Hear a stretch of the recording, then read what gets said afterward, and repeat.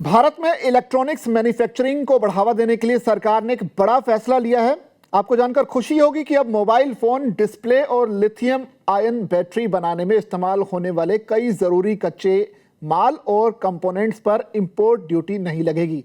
सरकार का मानना है कि इस फैसले से देश में इलेक्ट्रॉनिक्स मैन्युफैक्चरिंग को रफ्तार मिलेगी, प्रोडक्शन कॉस्ट कम होगा और भारत ग्लोबल मैन्युफैक्चरिंग हब बनने की दिशा में और आगे की तरफ बढ़ेगा।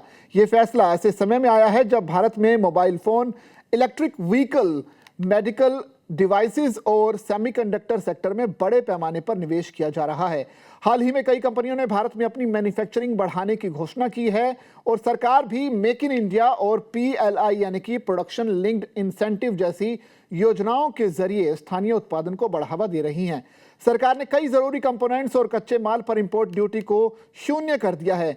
सरकार के इस फैसले का फायदा मोबाइल, इलेक्ट्रिक व्हीकल, मेडिकल उपकरण और इंडस्ट्रियल मशीन बनवाने वाली कंपनियों को मिलेगा। इसमें वायरलेस चार्जिंग मॉड्यूल बनाने में इस्तेमाल होने वाले 6 जरूरी पार्ट शामिल हैं।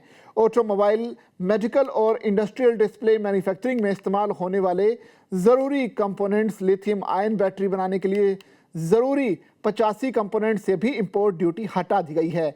आज लगभग सभी प्रीमियम और कई मिड रेंज स्मार्टफोन में वायरलेस चार्जिंग का फीचर दिया जा रहा है।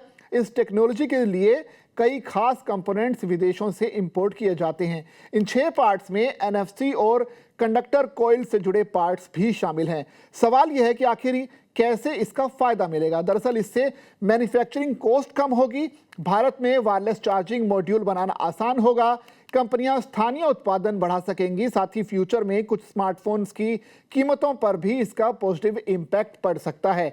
डिस्प्ले मैन्युफैक्चरिंग भी इससे बढ़ावा मिल सकता है क्योंकि सरकार ने उन जरूरी कंपोनेंट्स पर भी इंपोर्ट ड्यूटी खत्म कर दी है जिनका इस्तेमाल अलग अलग तरह के डिस्प्ले बनाने में होता है। अब सवाल यह है कि क्या इससे मोबाइल फोन सस्ते हो जाएंगे? इसका सीधा जवाब यह है कि फिलहाल नहीं, क्योंकि इस फैसले से कंपनियों की मैन्युफैक्चरिंग कॉस्ट कम जरूर हो सकती है। अगर कंपनियां इस बचत का फायदा कस्टमर्स तक पहुंचाती हैं तो आने वाले समय में कुछ स्मार्टफोन, इलेक्ट्रॉनिक डिवाइस और EV से जुड़े प्रोडक्ट्स की कीमतों पर पॉजिटिव इंपैक्ट देखने को मिल सकता है। इसके अलावा इस कदम से भारत में इलेक्ट्रॉनिक्स मैन्युफैक्चरिंग को बढ़ावा मिलेगा और देश को ग्लोबल मैन्युफैक्चरिंग हब बनाने की दिशा में भी मदद मिलेगी। वायरलेस चार्जिंग मॉड्यूल बनाने में इस्तेमाल होने वाले 6 जरूरी पार्ट से इंपोर्ट ड्यूटी खत्म होने से भारत में एडवांस डिस्प्ले मैन्युफैक्चरिंग को बढ़ावा मिलने की उम्मीद है। कारों के instrument cluster, infotainment screen, medical मशीनों के डिस्प्ले, इंडस्ट्रियल मशीनों की स्क्रीन, इलेक्ट्रिक व्हीकल और ऊर्जा भंडारण यानी कि एनर्जी स्टोरेज के बढ़ते बाजार को देखते हुए सरकार ने लिथियम आयन बैटरी बनाने में इस्तेमाल होने वाले 85 कंपोनेंट्स पर भी इंपोर्ट ड्यूटी खत्म कर दी है। यह फैसला खास इसलिए भी माना जा रहा है क्योंकि भारत में EV इंडस्ट्री तेजी से बढ़ रही है और सरकार बैटरी मैन्युफैक्चरिंग को लेकर लोकल लेवल पर भी इसकी जो जगह है वो मजबूत करना चाहती है। सरकार के मुताबिक इन कंपोनेंट्स पर इंपोर्ट ड्यूटी में दी गई छूट 31 मार्च 2029 तक लागू रहेगी। हालांकि ये छूट कुछ निर्धारित शर्तों के साथ मिलेगी। इन शर्तों की जानकारी सरकार बाद में जारी करेगी। पिछले कुछ महीनों में केंद्र सरकार इलेक्ट्रॉनिक्स मैन्युफैक्चरिंग को बढ़ावा देने के लिए लगातार कई फैसले ले रही है।